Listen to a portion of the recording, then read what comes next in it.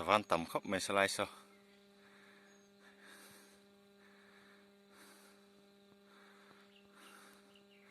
Anh em một hôm nhiều tắc anh sẽ đợi mấy thầy niềm bốc xì ôm nó sao? Cặp bây giờ cặp lắc trước thầy đó này sao? Nó sẽ cặp đủ lâu ta này chứ? Bốc phù này.